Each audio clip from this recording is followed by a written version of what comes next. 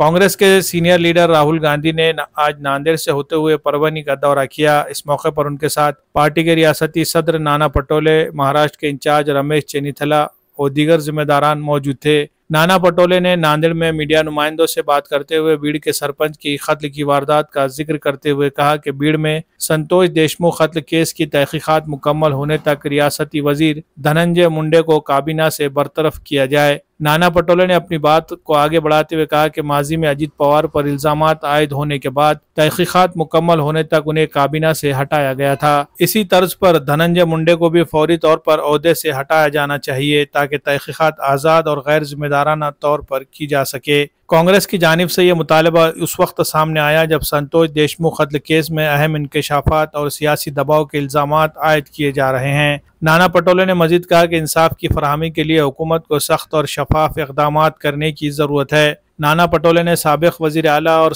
BJP leader Ashok Chauhan पर शदीद तनकीद करते हुए कहा कि वो किसी भी रद्द अमल के काबिल नहीं। ये बयान उस वक्त सामने आया जब बीजेपी ने पार्लियामेंट के बाहर एहतजाज के दौरान अशोक चौहान के हाथ में एक मुतनाज़ा पोस्टर देखा गया। इस पोस्टर पर दर्ज था, कांग्रेस ने डॉक्टर बाबा साहब अम्बेडकर को 2 मरतबा इंतखाबात में शिकस्त दी, कांग्रेस जवाब दे। इस पर नाना पटोले ने सख्त लहजे में कहा कि जिस कांग्रेस ने अशोक चौहान को 2 बार वजीर आला बनाया, इनके हाथों में ऐसा पोस्टर होना काबिल अफसोस है। उन्होंने मजीद कहा कि ऐसे शख्स पर क्या तबसरा किया जाए जो अपनी ही जमात के खिलाफ इस तरह के इक़दामात करता हो। अशोक चौहान किसी रद्द अमल के लायक नहीं। ये तनाज़ा कांग्रेस के अंदरूनी इख्तिलाफात को मजीद गहरा कर सकता है और सियासी हलकों में बहस का मौजू बन सकता है।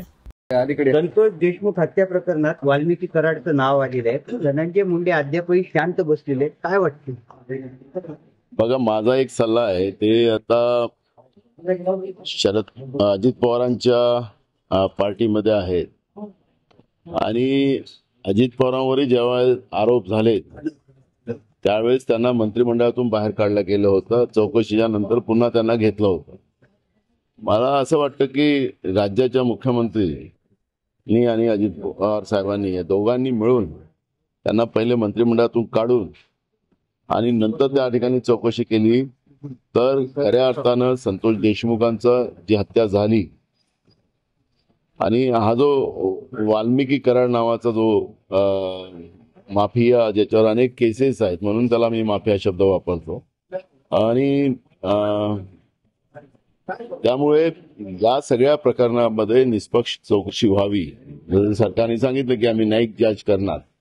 आता त्या अशा त्याला काय किती भरोसा करावा, पण एक गोष्ट आपल्याला माहितीसाठी सांगतो, सत्ता पक्षाच्या आमदारांनी सुद्धा ही सगळी घटना त्या ठिकाणी सांगितली। आम्ही ठीक आहे, विरोधक आम्ही आरोप करतो असं त्यांचा आग्रह हे म्हणणं असतं, पण एक गोष्ट लक्षात घेतली पाहिजे की सत्ता पक्षाच्या आमदारांनी सांगलेली वस्तुस्थिती लक्षात घेऊन तातडीनं मुख्यमंत्र्यांनी कारवाई केली पाहिजे होती, पण मुख्यमंत्र्यांनी टाइमपास करण्याचं काम केलेलं आहे आणि गुंडाइझमला ताकद देण्याचं आणि माफियाला ताकद देण्याचं काम ते करतातच हे त्या दिवशी स्पष्ट झालेलं आहे।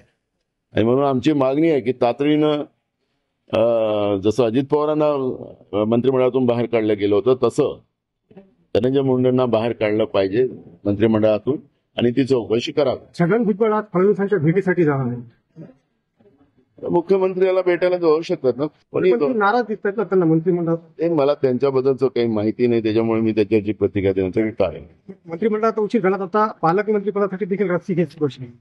अहो, हे लोकातून आलेलं सरकार नाही आहे, हे निवडणूक आयोग आणि भाजपच्या सिंडिकेटमध्ये आलेलं सरकार आहे। त्यामुळे लोकांचं घेणं देणं यांना नाही।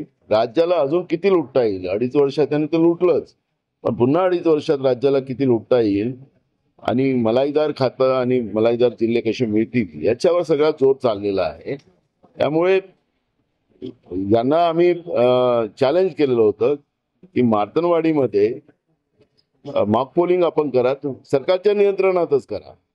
मुख्यमंत्र्यांनी सांगितलं की तिथले आमदार त्यांच्यावर दबाव आणतात, आम्ही सांगितलं की सरकारच्या नियंत्रणात या पद्धतीचं एक मॉक पोलिंग करा, म्हणजे दूधचा दूध पाणी का पाणी होईल। पण सरकार हे मशीन आणि निवडणूक आयोगाच्या चक्करमधून निवडून आलेलं असलेलं सरकार आहे, त्यामुळे यांना लोकांचं घेणे देणं नाही। अशोक चव्हाणांचा एक फोटो व्हायरल होतो. त्यांच्या हातामध्ये एक फलक आहे आणि त्यावरती लिहिलेलं आहे की आंबेडकरांना काँग्रेसनं 2दा पाडलं, काँग्रेसनं माफी मागली. आता मानसिकता कोणाची काय आहे, ज्यांना काँग्रेसने एवढं मोठं केलं त्या व्यक्तीकडून ह्या अपेक्षा नसाव्यात. त्यामुळे आता सध्या जे काही कोणाला प्रतिक्रिया देण्याचं काही कारण पण नाही, ज्यांच्यावर प्रतिक्रिया देण्याचं काही कारण पण नाही. मला असं वाटतं अशोक चव्हाण हे प्रतिक्रियेच्या लायकीचे नाही, त्यामुळे मी त्यांना प्रतिक्रिया पण देणार नाही. चल,